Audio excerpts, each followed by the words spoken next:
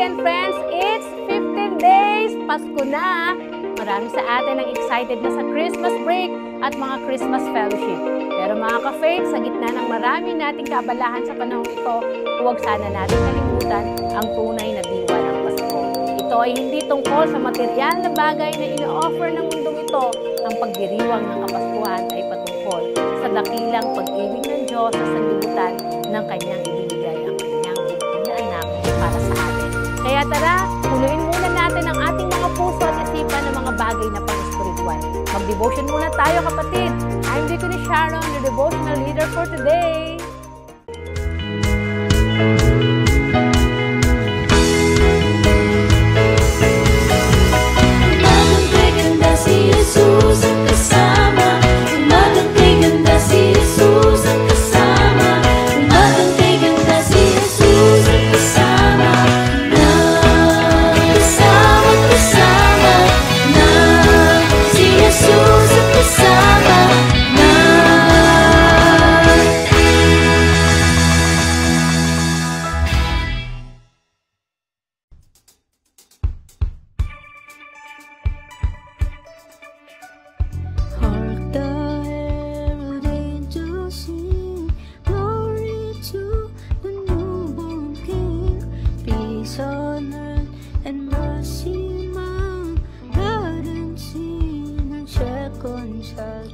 Joyful, all ye nations rise, join the triumph of the skies. With angelic hosts proclaim, Christ is born in Bethlehem.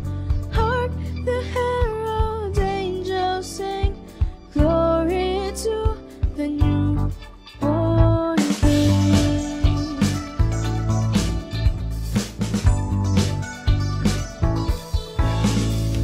Christ by high is heaven adored, Christ the everlasting Lord.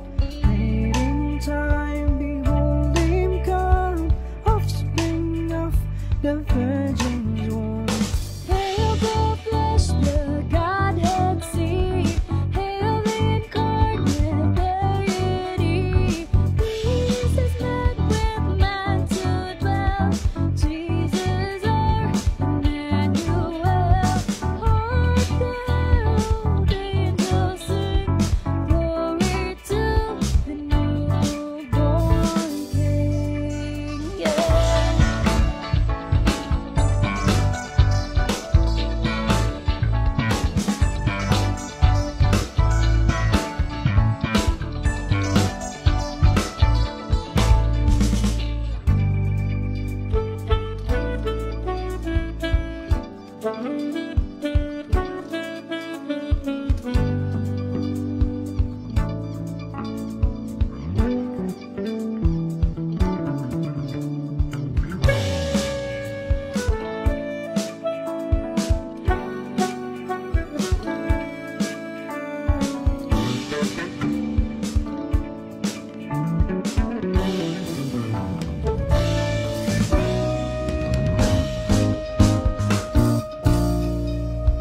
Hail the heaven-born Prince of Peace, hail the Son of Righteousness. Life and life to all he brings, risen with healing in his wings. Mildly lays his glory by, born that man no more may die, born to raise the sons of earth, born to give them second birth. Hark, the herald angels sing, glory to the newborn King. Yeah, yeah, yeah. Join angels. Hark, the herald angels sing. Hark, the herald.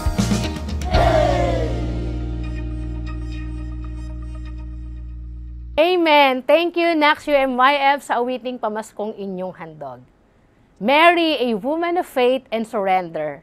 Balikan po natin ang kwento ni Maria sa Lucas chapter 1, verse 26 to 38.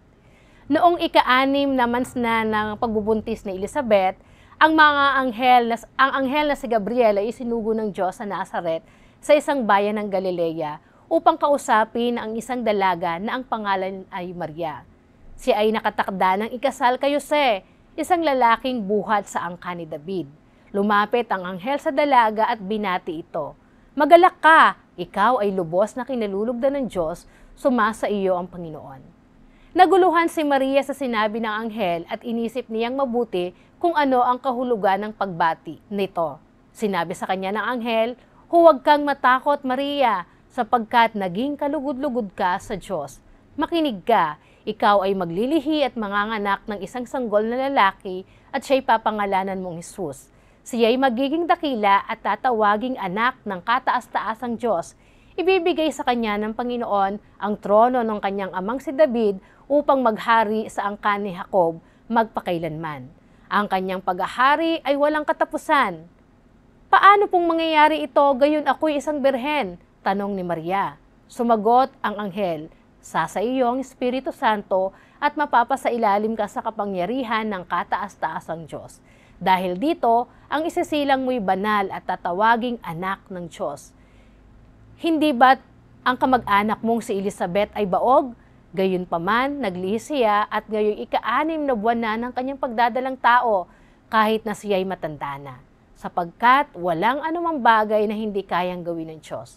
Sumagot si Maria, ako'y alipin ng Panginoon, mangyari nawa sa akin ang iyong sinabi.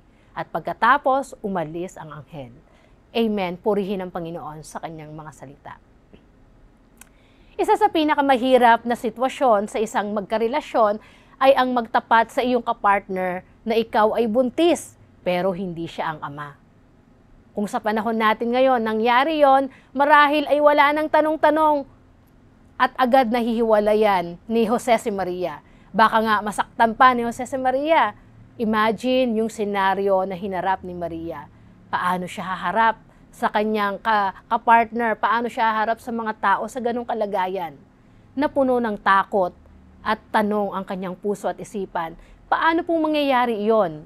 Subalit ang sagot ng anghel, walang anumang bagay na hindi kayang gawin ng Diyos. Kaya bago niya paharapin, si Jose ay kinausap na ng anghel ng Panginoon.